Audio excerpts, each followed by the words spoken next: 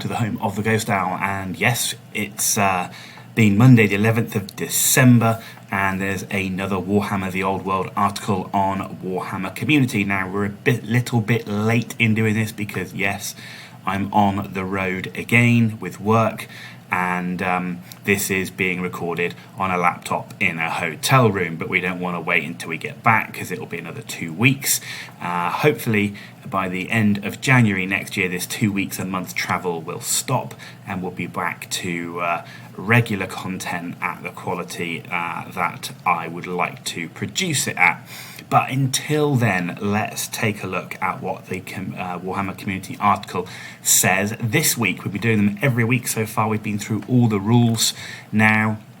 And let's see, we've done the magic as well. And we're now going to have a look at this one. So this was the Old World Almanac, which is their series on Warhammer The Old World. And it's Living Saints and Special Rules. Okay, so let's take a look and see what it says. Right, so we've got the Grail Knights are the epitome of the Bretonnian ideal of chivalry, warriors of immeasurable prowess, and exemplars of courage, virtue, and noblesse oblige. Okay, arguably the most devastating heavy cavalry plying their trade in the Old World. I'm sure Chaos Knights and Blood Knights would like to disagree. These are literally the last living saints your average devotee of the Dark Gods wants to meet out on the battlefield. Okay, and they've given us a full unit roster card. Okay, first thing we can look at the roster card. These knights are the old ones.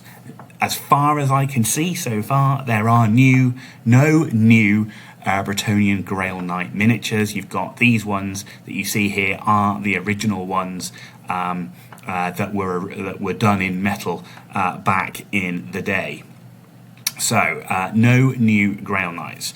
Now we can see here Grail Knights 38 points a model. Now because I'm not at home, I don't actually have my Bretonnian army book, but that seems pretty close, if not the same points per model cost that was in the Bretonnian book in 6th edition, because obviously they didn't get a book after that. Okay, so let's have a look. So we've got our Grail Knight, that's our basic guy. He's got weapon skill of 6, that's pretty nice. Strength 4, toughness 3. I think that toughness is up by 1 point. It is only a 1 wound model. Initiative 5, attacks 2, leadership of 9. So there's no bonus wound for the horse. So it's not like a 2 wound cavalry model. Okay, but it looks like toughness is definitely up there. I'm sure that's the case. We've got Grail Guardian, so I'm guessing that's the champion. So he gets +1 attack. That's the only benefit the champion has. He has an extra attack. And then you've got a Bretonnian warhorse there. Movement of 8, so pretty standard cavalry move. Weapon skill 3, strength 3, and 1 attack. So the horse gets an attack as well. So troop type is heavy cavalry. Base size is 30 by 60 millimeters. So the one thing I have seen on my phone since was a post from Games Workshop. I think it was on their Facebook page that says, be careful with cavalry base sizes because not all cavalry will have the same base size. All right, now I seem to remember reading on a Warhammer Facebook page. I can't put my finger to it right now unless it's further down in this article, but just bear that one in mind before you start converting all your models, particularly your cavalry, to these new base sizes. I really strongly recommend nobody rebases anything until we have the full rules, particularly the books. You can see the unit roster does determine the base size, so we'll know what it is, but I strongly recommend you don't do this rebasing until you see everything and we know everything, save you redoing it twice. And in reality, I strongly recommend that you don't rebase if you don't have to. If you're playing in tournaments, then you know that is going to be more difficult. You're going to have to rebase to the tournament approved size. However, and I apologise for the hotel phone going there. However, There are many other options than just rebasing. There's things like movement trays, where you can set with the widths for exactly the right size, particularly if you magnetize your bases and movement trays. And there are also the options where if you are going to rebase, please, I don't necessarily recommend cutting the base off at the feet. That can cause distortions on the legs and the feet and so on. You could just cut that rim. You see this brown rim here of the base. You can actually cut that to make a flat rectangle and just put that whole rectangle on the new base. Will give you stability without damaging or touching the legs, and actually even you wouldn't have to do too much of the actual rebasing materials as well on top of the new base, even if it's slightly bigger. So do consider that if you are thinking of rebasing. Right, moving on then. Unit size is 3+. Okay, fine. Kind of odd. I'm not sure I'd ever see a unit of 3 heavy cavalry. Equipment wise, so Grail Knights, they get hand weapons, they get lances, they get heavy armor and shields. Okay, pretty standard. Bretonnian Warhorse, iron shod hooves counts as weapon and barding. Now, if I remember in the old Bretonnian book, Bretonnian Warhorse had a rule that meant if you had barding, it didn't -1 to the movement, which is what most cavalry had to do if they took barding. So we'll see what happens there. Right, options. Any unit. So we get a Grail Guardian Champion. So at the moment you get +7 points.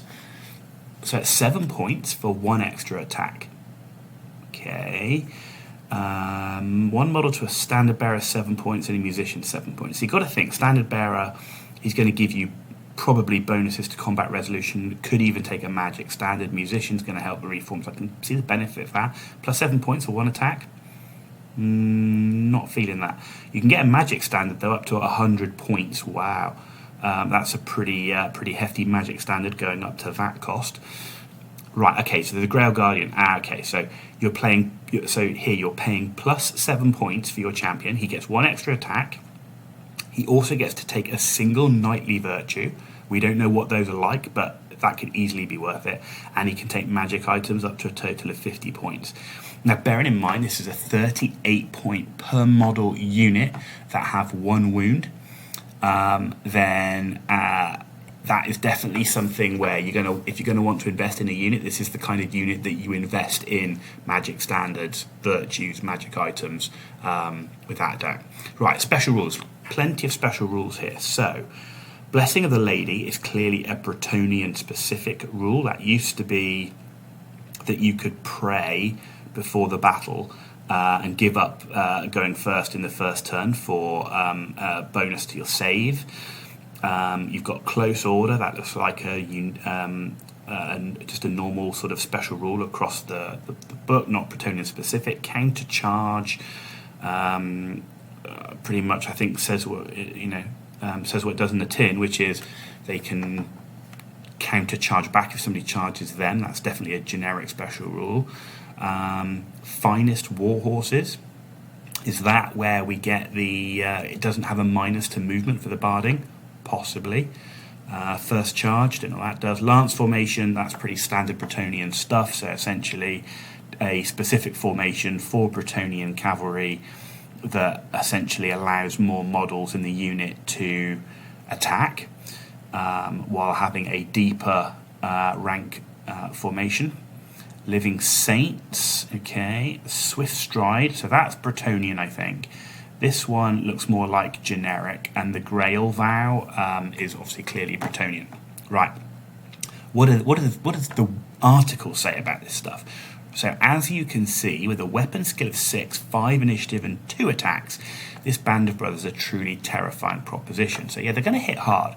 The stats aren't the full story. So heavy armor, shields, and barded Bretonnian warhorses, they have a save of 3+. Interesting. So heavy armor, assume that's 5+, plus a shield 4+, and the barded warhorse 3+. So it doesn't look like you get the +1 to your save just for being mounted, because Bretonnian knights used to have a 2+ armor save. So that's interesting. So their armor save has actually gone down, right? While the lances give them +2 strength in the turn they charge. That's pretty standard. And they get armor bane 1. So they get +2 strength in the turn they charge, and they get armor bane 1. Okay, we've got a profile of a lance here. Let's have a look. So, so strength +2, so that's on the charge. So it's AP -2 basic. So their strength is 6, and they've got AP -2. We know AP is no longer tied into strength. And then you've got this armor bane 1. Notes: models whose troop type is cavalry or monster only. A lance can only be used during a turn in which the wielder charged. In subsequent turns, or if the wielder did not charge, the model must use its hand weapon instead. Okay. Now it says armor bane. So this is going to be a generic rule. We've seen armor bane before. We didn't quite know what it was going to work like. If a model with a special rule rolls a natural 6, when making a roll to wound, the armor piercing characteristic of its weapon is improved by the amount shown in brackets after the name of the special rule shown here. Okay, so that says on the charge, you're going to be hitting with your weapon skill of 6. You're going to be wounding with a strength of 6 at AP -2, but for any 6s you roll to wound, it will be AP -3, which will put enemy heavy cavalry on a 6+ save. Not bad. That's not bad. Interesting, armor bane with the AP, so it's basically it's critical rolls to wound, essentially. Okay. Not terrible way of doing it. I think initially it'll take a bit of getting used to. But I mean, it's pretty straightforward, right? 6s do critical wounds, which means you're going to get an extra amount of AP for it. Probably allows a bit easier balancing across the weapons to do that, rather than make them too unique. Okay, anyway, moving on, because we're at the moment, as always, remember, we're reading these rules in isolation. We haven't seen full unit roster cards. We haven't seen the full rules. Nothing's been played together. So we're looking at this in total isolation. So please bear that in mind before you judge if something is good or bad. At the moment, you can only judge it of it seems good or it seems bad. That could completely change when you put all the rules together. Right, so this is a universal special rule. Just one of about 75 in the game. Now, this seems like a lot. Oh, they say that. This seems like a lot at first glance. But this new system simply collates a lot of special rules that once lived in several places, things like psychology, unit coherence, and monster rules. So yeah, I totally agree with this. If you go back to any of the old army books, I mean, what will make a difference is how many unit special rules will there be, right? If we go back to the Bretonnian card here, this Blessing of the Lady and Grail Vow is something that's very specific to, and Finest War Horses, those are like generic Bretonnian things, right? Living Saints look to be the only thing here that is Grail Knight specific. So while 75 universal special rules seem a lot, if that removes the bulk of unit-specific special rules, as opposed to army/faction-wide ones, which there will always be, then actually that isn't a lot, particularly if it's all on like 1 or 2 pages in the book. It'll be easy to reference, easy to find, and in no time at all you'll be remembering what Armor Bane is, right? You'll be remembering what Swift Stride is and what it does. So I actually, while it seems like, holy crap, there's 75 universal special rules, there probably isn't as many as you think when you're actually playing a game. Like if you're playing even something like Age of Sigmar, 40k, whatever you're playing now, there's a lot of unit-specific rules, and so you have to always go to the unit card, whereas here you're just going to have one set of special rule reference. So I don't think that's going to be too unwieldy. Again, I'm looking at that in isolation. Right, Close Order. Close Order is a good example. In the past, you just had to know that units weren't skirmishers or fast cavalry, operated in ranks and files. What we now know as Close Order, right? So your basic formation that most people are going to be running around in is Close Order, right? Which is the old rank and file system. Now, every unit has all its formations listed as a universal special rule, calling this out and clarifying. Okay, so if you're skirmishers, if you're close order, lance formation, okay. Right. Likewise, stomp attacks were once listed under monster rules, but now as a universal special rule, it's going to be possible to be more deliberate with which monsters have the rule and which don't. So yeah, so you can actually, it's easier to differentiate between monsters without having to have 10 different rules. And it's also easier to remember that you've got Stomp in the first place. Yes, so Stomp was part of monster rules. So you would charge in with your monster and then forget you've got a Stomp attack because it's in a different place in the book. Here, you're just going to have to look at your unit card and go, oh, look, it's got the Stomp special, universal special rule. So true, I do agree with that. And it was quite easy to forget things like Stomp unless there was something like on your War Sphinx that had a special Thunder Stomp or something, right? But that's good. So I agree with what's said here. Right. Oh, nice classic artwork there of the Grail Knight. Right. Beyond universal special rules, there are also rules that govern units from a single army, which are collected in the relevant army lists, and even a couple of rules that are unique to a particular unit. Right. So this is where we said, right, there are the army-wide rules, which you can expect. That's what's going to give you the flavour of the faction you're playing. So that's expected, right? It's needed. And then you've got a couple of rules unique to a particular unit, and that's where I hope we don't have too many of that on top of the universal special rules. These are listed on individual profiles. With that in mind, let's find out exactly what Grail Knights are capable of. Okay, so special rules for the Lady. The Blessings of the Lady is an army-wide rule for the Kingdom of Bretonnia, so same as before. Instead of rolling to see who goes first, a Bretonian army may instead kneel to pray for the protection of the Lady of the Lake. So same as the 6th edition army book. This grants a 6+ ward save, invulnerable save, against any wounds suffered, or a 5+ ward save against wounds of strength 5 or higher. So pretty much same as 6th edition. Actually very nice. Now bear in mind this isn't going to be that's going to be interesting. It says Blessing of the Lady is an army-wide rule. You had to have Blessing of the Lady on the unit roster. So this generally applied to knightly units. So it'll be interesting to see if peasants get this. I suspect peasants don't, because they won't have Blessing of the Lady in their unit card. So bear that in mind. This probably only applies to knightly units. Of course, this blessing can be lost by besmirching one's own honour, either when a unit flees or a character declines a challenge. Yet pretty much the same as before. Okay, nothing new there. Right, close order, we've covered countercharge. Ooh, okay, we're going to find out what it is. It's effective against monsters, cavalry, and chariots. Okay, so that tells me you can only countercharge against monsters, cavalry, and chariots, not against infantry or individual characters or whatever. So, okay, obviously mounted monsters, but right, okay, so only those you can countercharge.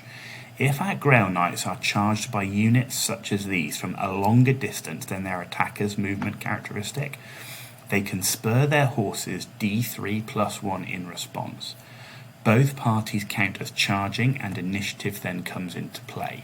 Right, so this doesn't mean that you strike first on charging. We know that's not the case. We know that if you charge, you get a bonus to your initiative. What they're saying here is that in terms of any rules that you get for charging, such as your +2 strength on your lance, you get that. You also get the initiative bonus from charging, and then you look at whose initiative is higher, just as in the combat rules that were described before. So all it's saying is here is that on a counter charge, you're going to move forward D3+1 inches, and you're going to get all your charge bonuses, initiative, strength, whatever else you get on the charge, impact hits if it's a chariot that had counter charge, for example. Okay, we'll see how many units get this, but counter charge I really like. However, think about it. We've already seen a cavalry unit is 8 inches movement, so we're talking about charges from outside 8 inches.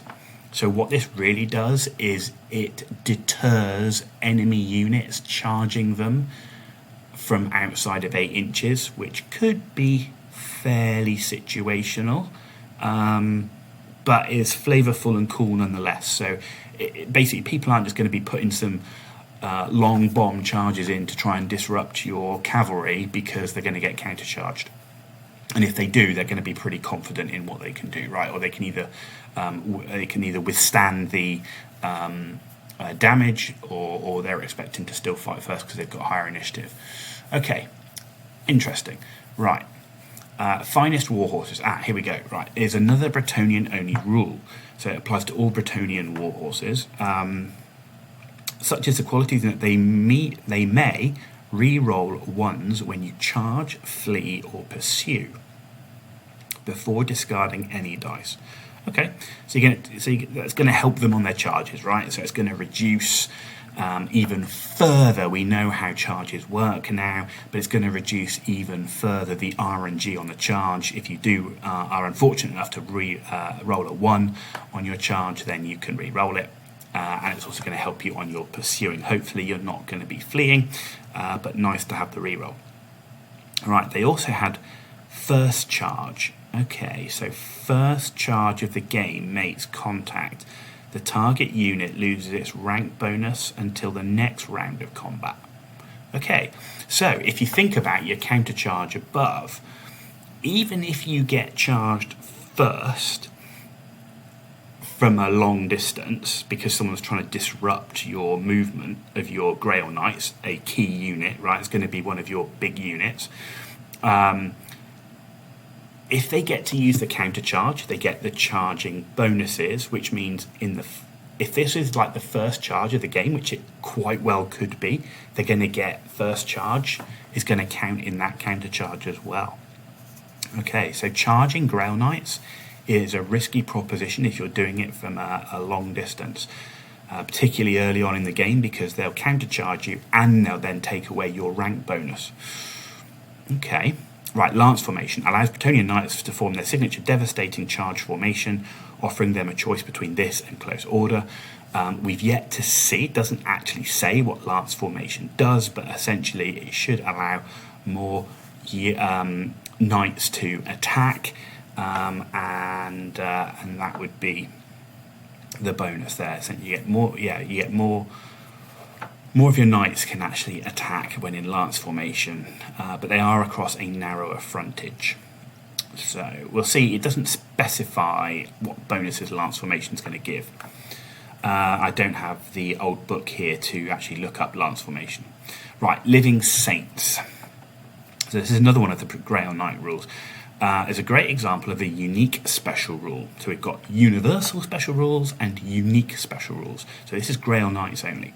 These Grail Knights are such mighty warriors that they can individually issue challenges to enemy characters. Goblin bosses, watch out. Okay. I don't know how often you're going to be doing that, to be honest. A 1 wound model. They've got good weapon skill, but, if they're issuing a challenge... Yeah, okay. Interesting. I'm not sure how beneficial that's going to be. Living Saints, they can issue a challenge. I kind of feel like actually they should get like 2+ save or something from it. I don't know. Or add some durability. Right, Swift Stride. So this was another of the universal special rules. Gets 3 inches to your maximum charge range and plus d6 inches to any given charge, flight, or pursuit. Wow, okay. So they get plus 3 inches to your maximum charge range, and on top of that, you get plus d6 inches to any given charge, flight, or pursuit. So these guys have got mobility, right? So with the hope that the game becomes more objective-based, which will massively benefit cavalry overall. Depending on how other cavalry looks, and we don't know, this does make certainly Grail Knights look like they are pretty mobile and highly likely to make some pretty long charges. You're definitely going to be rolling the odds with having the odds on your side when you're rolling for your charges with these bonuses for some pretty reasonably long range charges, which means that infantry should never be charging this first, and it forces enemies to charge you from a longer range, but then you get to countercharge them. So it seems pretty nice. You go 38 points per model, and it's a 1 wound model with a 3+ save. Not great. But these guys should be hitting you first, which means that, or charging you first. So while you're not going to attack first, it does mean that you've got a good chance, however, of getting that charge in, getting the extra strength, and so on. Okay. Right. Nice. Keep going. Finally, the Grail Vow provides further benefits. They're unaffected by fear and terror, and they fight with magical attacks. Okay, we'll see how that benefits. That normally was a great thing against ethereal units such as Cairn Wraiths and so on, but of course vampire counts aren't on the inside, so we'll see what magical attacks is going to give us. We don't know. But Grail Vow, yeah, pretty standard there. Unaffected by fear and terror, very nice. So watch out, Tomb Kings. So the first time they fail a break test, they may automatically fall back in good order. That's nice too. So the first time they're going to break, you're not going to be able to pursue them and kill them, which is very, very nice. Okay, so you're not going to instantly lose this unit due to some bad rolls. On top of that, you can load up on even more abilities with magic items, and a knightly virtue for the Grail Guardian. Okay, cool. Or a magic banner to grant him, grant him the virtue of the impetuous knight. That sounds like it should be for the knights errant, but there you go. To extend your charge range at the risk of impetuously charging towards the foe. So the knights errant used to have this as a rule, which meant that but they would have to charge the if they could charge a unit, they had to charge the nearest unit that they could. So not something that I particularly like, because I don't like having my movement decisions taken out of my hands. Right, the dragon slaying sword makes him into a monster slayer, or the blazing banner to add flaming attacks. Right, so let's have a look. Virtue of the impetuous knight. A model with this virtue gains the impetuous special rule. In addition, this model and its unit increases maximum possible charge range by 3. So now you're increasing your maximum charge range by 6 inches, if you take into account the swift stride rule as well. Finally, when this model and its unit makes a charge roll, you may apply a plus D3 modifier to result. So, okay, so you're going to get,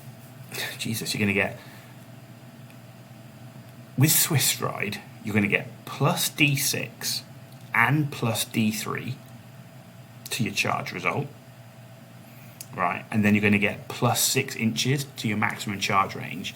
The downside being is you have to charge when you can charge. I mean, that's cool. I still don't know if I like having my best cavalry unit, an expensive points cost cavalry unit, charging when I don't want them to. So yeah, not sure about that. Right, dragon slaying sword, they're cool. Magic weapons, here we go. So it does look like I mean, that's clearly Bretonnian. It does look like this may be generic. This is nothing Bretonnian specific. So it may be, and this is what I hope. I hope we only see like 1 or 2, one or two of each type, or one of each type faction specific magic items, and the rest being generic, because I really think that does help to keep balance a little bit better. But let's see. But this looks pretty generic. So strength as user, basically you get magical attacks and monster slayer. We don't know what monster slayer does yet. Magical attacks, why do I want to give them magical attacks? He already has magical attacks, right? So if we look up here, here's the Grail Vow, right? So giving your Grail Knight champion, the Dragon Slaying Sword, you're not going to get the benefit of magical attacks. You already got it, so you get Monster Slayer. He gets no bonus strength either, which is a downside with no AP. So in the second round of combat, assuming you're still there, you didn't break the enemy. He's got no AP and he's fighting at strength 4. Doesn't seem that great for until we know what Monster Slayer does, and for a Grail Knight. But there you go. Right, Blazing Banner. So this is like probably the banner of Eternal Flame it used to be, and Eternal Flame flickers. Okay, right. A unit carrying the Blazing Banner gains the Flaming Attack special rule. The banner of Eternal Flame. This used to be same thing. Get flaming attacks. Used to be quite good against things like Tomb Kings, who were flammable, tree men. Anyone that had the flammable rule, which basically meant they took extra damage, could be good. Again, we don't know what the flaming attacks is specifically going to do. Again, quite situational, having flaming attacks, potentially. We don't, and this is why you have to take all this rules in isolation. We don't know the other unit cards. We don't know what rules they've got. We don't know how flaming attacks is going to impact. But so far, from these, they look quite situational, which is good, because it doesn't make anything a must-include overly broken and can give you some flavour, depending on how you want to build your army list. So nothing there looks overpoweredly broken, and in fact, most seem quite situational, and I'm not sure the benefits on any of those items on a Grail Knight. Okay, right, universal special rules provide variety, character and granularity you need for a realm as violent and varied as the World of Legend. Elite units such as Grail Knights generally have the most unique special rules. So there you go, so it looks like the Grail Knights have got a lot. You can expect your core, your Knights of the Realm, your Mounted Yeomen to have quite a few less, and your Peasants to have a few less. But even the lowlier likes of Bretonnian Squires have a few tricks up their sleeves. So move through cover, open order, and peasantry. Okay. Move through cover, so they can move through walls and stuff. Open order means they can be spread out, a bit like the old skirmishing thing. Should reduce their impact of being shot by archers. Peasantry, probably something along the lines that if they break, it doesn't cause panic tests with Bretonnian Knights, maybe, I don't know. Right, skirmishers and vanguard. Okay, we'll see what that does compared to the old rules. But that normally meant they could deploy outside deployment zones and stuff like that. We'll get pre-game moves. But to what these do, you'll have to complete your questing vow of buying the Warhammer The Old World rulebook when it goes on pre-order sometime in the new year. Okay, so pretty nice article, have to say. Nice to see roster cards or cards of the magic items. Nice to see a full Grail Knight unit roster card with points, right? With points. Confirmation there's no new Grail Knight units, so stop wish listing, everybody. Confirmation of a base size for heavy cavalry. Like I say, take this with a grain of salt in terms of, I'm sure that different cavalry units have different base sizes, so don't rebase, please, until you know them all. But nice to see it. Nice to see, the options here, the special rules. We can infer some things, but as always, say take this in isolation. We now know what a lance does, and we know what Armor Bane does. So we've seen Armor Bane a few times now. That was on the Dragon Ogre Shaggoth. We know now what that does. And we know what a few more of these special rules do and roughly how many in the game. So overall, look, as with all these Old World Almanac articles, they're giving you an insight into different parts of the game. They are not the full rules of the game. That's not the point, otherwise why the heck would you buy the rulebook? But overall, again, nothing in here that screams at me of being, oh my god, the sky's falling in, this is going to be a rubbish game. Nothing in here that screams at me, oh my god, this is broken, overpowered, and a must include. I will include Grail Knights because they're Grail Knights, right? And I cosplay a Grail Knight. They're cool. They're a rule of cool unit. We've yet to see if they are going to be a meta unit in a Bretonnian army list.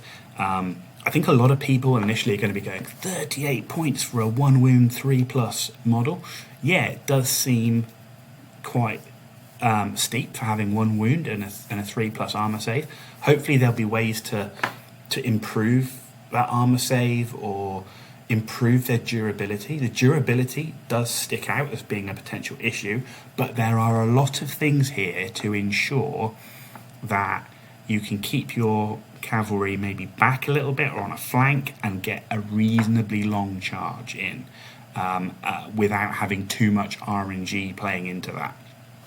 So do have that on the flip side, and we don't know what other units rules are. So maybe there's a toning down of armor across the board. We don't know if there's just a full plate in the game with the Empire. We don't know how Chaos Knights are going to look or Chaos Warriors are going to look from their armor. So, we will see. But clearly, cavalry not getting the +1 armor bonus for just being mounted, right? When that's not in the game, from what we can see here. So, very, very interesting article. Like I say, take it for what it is, people. It's an isolated insight into the Grail Knights and some some universal special rules, I should say, but also some of the Bretonnian unique special rules, like Blessing of the Lady. Overall, I remain positive about the rules. I remain positive about getting an old world rule set and rank and file game back that isn't going to be terrible for what I can see so far. And of course, when it is released, we'll be playing plenty of games and producing some more content on how those games look, my thoughts on the factions, the rules, and everything else. There you go, guys. Like I say, I'm producing this in a hotel room on my laptop, so I hope you enjoyed the video, and I apologise for the quality in advance. If you did like it, give it a thumbs up. If you didn't, give it a thumbs down. Let me know why in the comments down below. And as always, if you want to see more content, please hit that subscribe button. It's totally free for you to do, and it's a massive deal for me, so thank you for that in advance. Tune back in for some more of our Warhammer The Old World videos. You've been watching The Ghost Owl.